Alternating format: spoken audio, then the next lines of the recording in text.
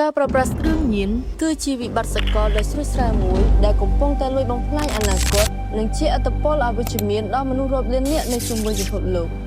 យោងតាមរបាយការណ៍ពីអង្គការសុខភាពអន្តរជាតិបានបង្ហាញថាមនុស្សរាប់រយលាននាក់បាននឹងកំពុងប្រើប្រាស់គ្រឿងញៀនជារៀងរាល់ឆ្នាំក្នុងនោះមានចំនួនដ៏ច្រើនសន្ធឹកសន្ធាប់បានវិវត្តទៅមានបញ្ហាខុសប្រក្រតីនៃប្រព័ន្ធសរសៃប្រសាទឬឈានទៅដល់ការញៀនជារ៉ាំរ៉ៃបញ្ហានេះកើតមានជាទូទៅបំផុតក្នុងចំណោមក្រុមយុវជនប៉ុន្តែវាក៏អាចញោមញីដល់មនុស្សគ្រប់វ័យទាំងនៅក្នុងប្រទេសអភិវឌ្ឍនិងប្រទេសកំពុងអភិវឌ្ឍផងដែរបញ្ហានេះមិនត្រឹមតែញោមញីដល់សុខភាពបុគ្គលប៉ុណ្ណោះទេប៉ុន្តែវាជាការគំរាមកំហែងយ៉ាងធ្ងន់ធ្ងរដល់សន្តិភាពស្ថិរភាពនិងវឌ្ឍនភាពនៃសង្គមជាតិទាំងមូលសំណួរជារឿយៗដែលតែងតែកើតមានឡើងតើហេតុអ្វីបានជាធ្វើឲ្យពួកគេសម្រេចចិត្តជ្រើសរើសយកផ្លូវដ៏គ្រោះថ្នាក់មួយនេះជាការពិតណាស់មនុស្សប្រើប្រាស់គ្រឿងញៀនសារមូលហេតុខុសៗគ្នាជាច្រើនដែលជារឿយៗវាជាការរួមផ្សំគ្នានៃកត្តាផ្ទាល់ខ្លួនកត្តាសង្គមនិងកត្តាអារម្មណ៍មនុស្សមួយចំនួនសាកល្បងវាដោយសារតែការចង់ដឹងចង់ឃើញការគៀបសង្កត់ឬការអូសទាញលទ្ធភាពនិងបំណងប្រាថ្នាចង់ចូលចំណោមចោះសម្រងជាមួយអ្នកដទៃរីឯអ្នកខ្លះទៀតយល់ច្រឡំថាគ្រឿងញៀនជាឧបករណ៍សម្រាប់គេចវេះពីភាពតានតឹងអារម្មណ៍ក្រៀមក្រំភាពឯកោឬបញ្ហាប្រឈមដ៏លំបាកនៅក្នុងឆាកជីវិតបន្ថែមពីនេះចំនួនក្នុងគ្រួសារបរិស្ថានរស់នៅអវិជ្ជមាននិងការខ្វះខាតចំណេះដឹងអំពីហានិភ័យពិតជាបានរុញច្រានពួកគេឲ្យកាន់តែឆ្ងាយនៅពេលវេលាកន្លងផុតទៅគ្រឿងញៀនក៏ទៅជាការញៀនដែលធ្វើឲ្យបុគ្គលម្នាក់មិនអាចយកឈប់វាបានឡើយទោះបីជាពួកគេដឹងច្បាស់ថាវាកំពុងបំផ្លាញខ្លួនក៏ដោយ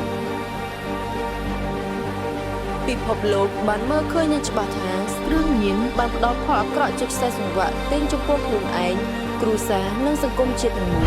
ចំពោះបុគ្គលផ្ទាល់វាមិនត្រឹមតែបំផ្លាញសុខភាពរាងកាយនិងផ្លូវចិត្តប៉ុណ្ណោះទេប៉ុន្តែវាបានកាត់ផ្តាច់សមត្ថភាពក្នុងការវិនិច្ឆ័យខុសត្រូវយាយីដល់ការសិក្សានិងការងារចំពោះក្រុមគ្រួសារវិញគ្រឿងញៀនគឺជាប្រភពនៃសម្ពាធផ្លូវចិត្តការវិវត្តទៅរកវិបត្តិហិរញ្ញវត្ថុការបាត់បង់ទំនុកចិត្តនិងបង្កជាចំនួនហិង្សារវាងសមាជិកគ្រួសារដែលធ្វើឲ្យផ្ទះបាត់បង់ភាពកក់ក្ដៅនិងស្ថិរភាព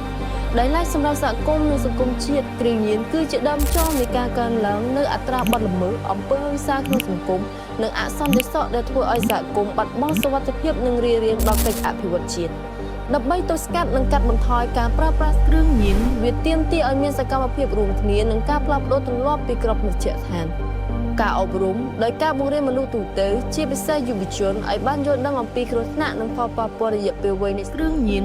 ដើម្បីឲ្យពួកគេអាចធ្វើការសម្រេចចិត្តបានល្អប្រសើរជាងមុនការគ្រប់គ្រងយ៉ាងរឹងមាំពីគ្រួសារក៏ជារឿងសំខាន់មិនអាចខ្វះខាតបានដែរដែលក្នុងនោះមាតាបិតាគួរមានការប្រស័យទាក់ទងដោយបើកចំហដល់ការណែនាំនិងកសាងទំនុកចិត្តជាមួយកូនៗរបស់ពួកគេក្រៅពីដំណោះស្រាយនៃការអប់រំផ្សព្វផ្សាយនៅតាមសាលារៀនការផ្ដល់ភាពកក់ក្ដៅពីអាណាព្យាបាលហើយនោះយន្តការច្បាប់និងបច្ចេកវិទ្យាក៏កំពុងដើរតួនាទីយ៉ាងសំខាន់ផងដែរជាស្ដែងនៅក្នុងយុគសម័យ Digital នេះអាជ្ញាធរមានសមត្ថកិច្ចបានដាក់ឲ្យប្រើប្រាស់នៅកម្មវិធីទូរស័ព្ទដៃប្រយុទ្ធប្រឆាំងគ្រឿងញៀនហៅថា No Drugs App នេះគឺជាឧបករណ៍ដ៏មានសារៈសំខាន់និងទាន់សម័យដែលអនុញ្ញាតឲ្យប្រជាពលរដ្ឋគ្រប់រូបអាចចូលរួមរាយការណ៍ដោយសម្ងាត់និងមានសុវត្ថិភាពអំពីករណីប្រើប្រាស់ឬចែកចាយគ្រឿងញៀននៅក្នុងសហគមន៍របស់ខ្លួនក្នុងនាមជាប្រជាពលរដ្ឋរស់ក្នុងសង្គមតែមួយយើងទាំងអស់គ្នាសុទ្ធតែមានកាតព្វកិច្ចមិនអាចប្រកែកបានឡើយក្នុងការរួមចំណែកកាត់បន្ថយការប្រើប្រាស់គ្រឿងញៀនយើងមិនចាំបាច់ធ្វើអ្វីដែលធំដុំហួសពីសមត្ថភាពនោះទេព្រោះសកម្មភាពតូចតាចក្នុងដៃយើងគឺអាចបង្កើតជាការផ្លាស់ប្ដូរដ៏អស្ចារ្យបានដែរយើងត្រូវរួមគ្នាជ្រើសរើសមិត្តភក្តិល្អបង្កើតបរិស្ថានរស់នៅវិជ្ជមាននិងមិនត្រូវមើលរំលងឡើយប្រសិនបើឃើញនរណាម្នាក់កំពុងជួបទុក្ខលំបាកចូលជួយពួកគេដោយការផ្ដល់កម្លាំងចិត្តណែនាំឲ្យស្វែងរកជំនួយពីអ្នកជំនាញឬប្រើប្រាស់កម្មវិធីទូរស័ព្ទដើម្បីរាយការណ៍សង្គ្រោះអ្វីដែលជាចំណុចគន្លឹះបំផុតនោះគឺការលុបបំបាត់ការរើសអើងយើងត្រូវចងចាំថាអ្នកញៀនថ្នាំគឺជាជនរងគ្រោះដែលត្រូវការសេចក្តីអាណិតត្រូវការជំនួយនិងការព្យាបាលត្រឹមត្រូវតាមលក្ខណៈវិទ្យាសាស្ត្រមិនមែនត្រូវការការបដិសេធឬការកាត់ទោសពីសង្គមឡើយប្រសិនបើមនុស្សគ្រប់រូបចាប់ផ្ដើមទទួលខុសត្រូវនិងមានខ្លួនពីចំណុចតូចៗទៅនោះសហគមន៍របស់យើងពិតជាអាចក្លាយជាកន្លែងដែលមានសុវត្ថិភាពភាពស្រស់បំព្រងនិងមានសុខភាពល្អបរិបូរណ៍សម្រាប់មនុស្សគ្រប់ៗ